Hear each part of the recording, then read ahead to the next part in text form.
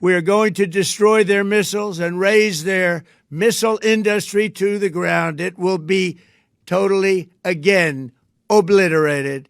We're going to annihilate their Navy. We're going to ensure that the region's terrorist proxies can no longer destabilize the region or the world and attack our forces and no longer use their IEDs or roadside bombs, as they are sometimes called, to so gravely wound the nation. And there is no military on earth even close to its power, strength, or sophistication. My administration has taken every possible step to minimize the risk to U.S. personnel in the region. Even so, and I do not make this statement lightly, the Iranian regime seeks to kill. The lives of courageous American heroes may be lost, and we may have casualties. That often happens in war. But we're doing this not for now. We're doing this for the future, and it is a noble mission. We pray for every service member as they selflessly risk their lives to ensure that Americans and our children will never be threatened by a nuclear-armed Iran. Oh my God, oh my God, oh my God, oh my God. Okay. Missile threat warning. A closet shelter immediately. Shelter in place. Missile threat warning. A closet shelter immediately. Shelter in place.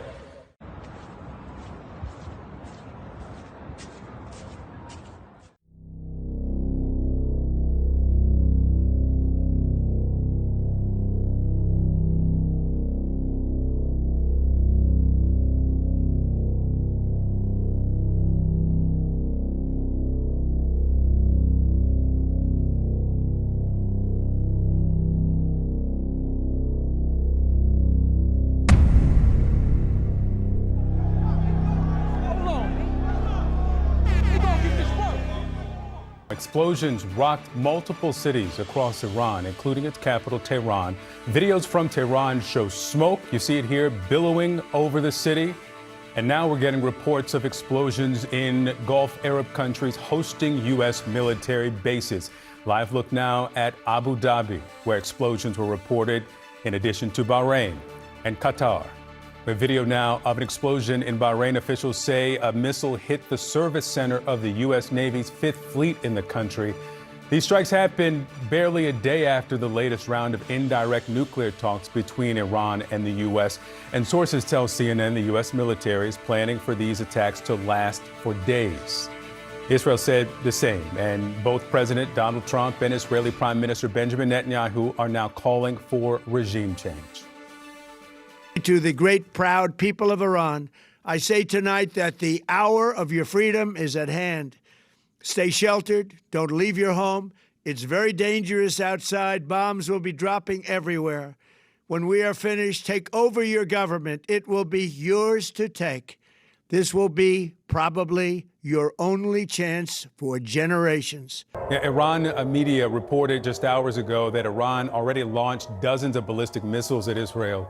And Qatari officials say that Qatar already intercepted 2 Iranian missiles, indicating Iran is carrying out that plan to retaliate.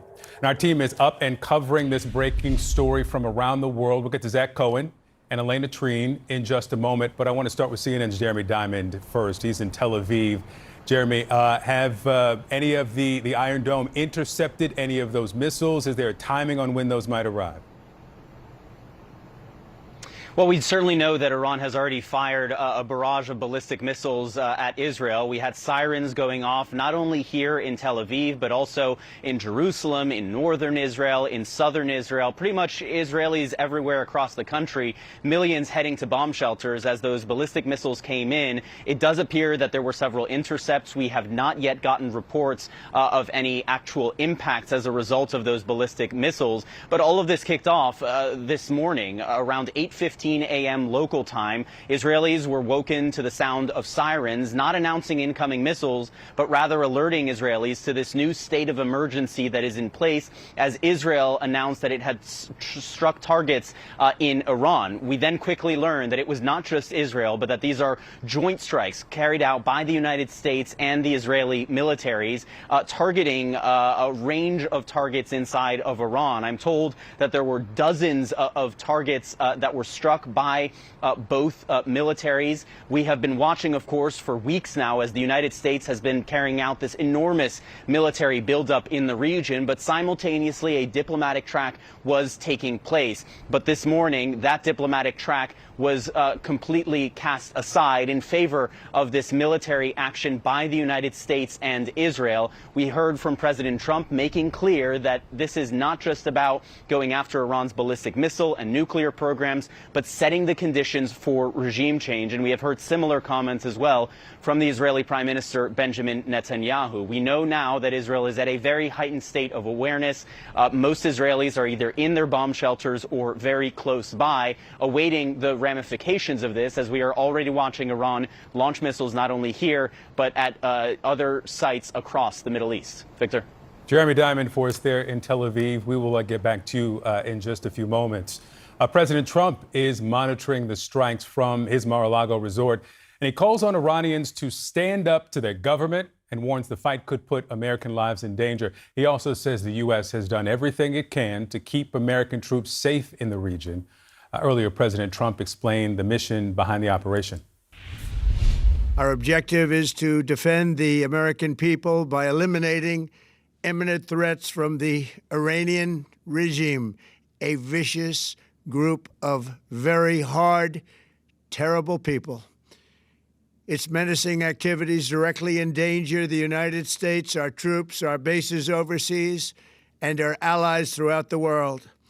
For 47 years, the Iranian regime has chanted death to America and waged an unending campaign of bloodshed and mass murder, targeting the United States, our troops, and the innocent people in many, many countries.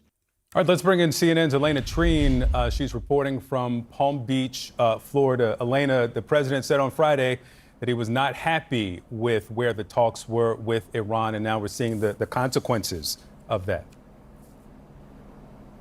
Absolutely, and I think you're right to point out that the context of all of this is incredibly important. We had been hearing of Victor in recent days, really in the lead up until this strike, these strikes this morning, the president saying that he wanted diplomacy. He was hoping a deal could be reached. And from all the conversations I had with people at the White House, that was sincere. But of course, at the same time, you saw the Trump administration and the president directly order the most massive military buildup in the region since essentially the 2003 war with Iraq. And so that leverage was there. And I think a lot of people were waiting to see whether the president would move on that. And of course, he did. I also found it very remarkable just to see the president in that video statement giving it and releasing it on social media, having that be the way that he delivered it. But look, there's a couple of things I took away, Victor, from those remarks from the president. One is that he said that this is going to be a massive and ongoing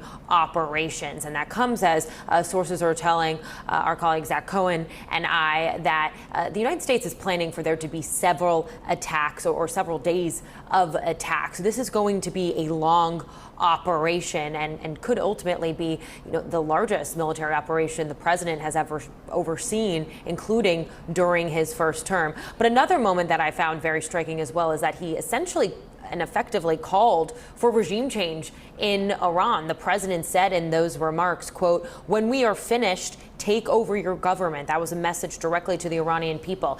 "It will be yours to take. This will probably be your only chance for generations."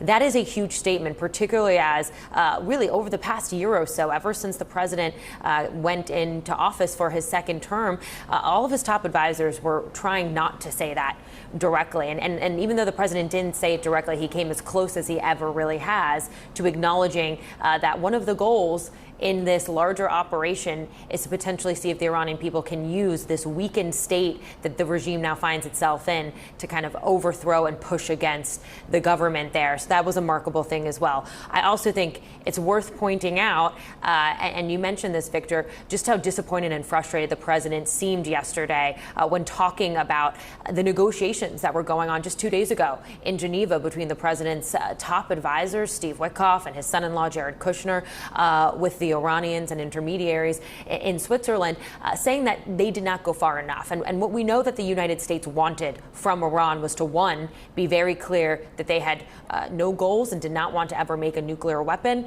and also that they would commit to zero enrichment of uranium, things that the president argued they were not able to get to. And so that is what's led us to this moment. But of course, so many big questions, I think, that many Americans still have about what the future of this is going to look like. And that has been a big struggle for a lot of people I know in the White House and the top levels of the administration. There are a lot of Americans and a lot of Republicans, I should say, many members of the Republicans base who do not want the United States involved in another foreign war, and particularly a protracted, long engagement. And we've actually heard some of that pushback from members of Congress this morning making that point. And so that is going to be a crucial thing that the president and this White House needs to do moving forward, is to articulate exactly what their goal is as we move ahead in the days ahead with these operations. Yeah, we'll expect that the recorded message that the president posted will not be the last we hear from him on justification for these strikes, considering that his promise to the American people was that there would be no new wars ahead of his 2024 re-election. Elena Treen for us there near the president's resort in Florida. We'll get back to you. Thank you. And we're getting reports of dozens of explosions across the Gulf, including Abu Dhabi, Bahrain, Qatar, all home to major U.S. bases. A senior official in Qatar says that the country intercepted 2 Iranian missiles fired toward its territory. Let's bring in now CNN's Zach Cohen. Zach, what have you learned? Yeah, Victor, U.S. officials really only describing the retaliatory strikes by Iran as an active situation. But as you mentioned, it does appear that multiple U.S. bases in the region have been targeted in response to this ongoing U.S.-Israeli operation targeting the Iranian government, it seems. And look, this is a risk and a potential threat that Donald Trump was well aware of before he ordered this ongoing operation targeting Iran, which he says is intended to carry out effectively regime change, or to facilitate regime change. He was very concerned about the potential risk to U.S. forces in the region, and he even alluded to that in his video message, saying and acknowledging in a very frank way that this operation could result in U.S. casualties. And we've reported previously that that was a major concern of Donald Trump's top general, Chairman of the Joint Chiefs, Dan Kane, that he voiced concerns about the potential for U.S. casualties ahead of this operation. But still, obviously, that concern not outweighing what Donald Trump says that he wants to carry out here, and that is to encourage the Iranian people to rise up and take back their government. But we've also reported that there is not really a clear indication inside the U.S. government of what would come next, even if they can successfully facilitate regime change in Iran. So while we know that this operation is expected to go on for several days, or at least the Israeli and U.S. sides are both planning and preparing for that possibility, what would happen after that is very, very unclear at this stage.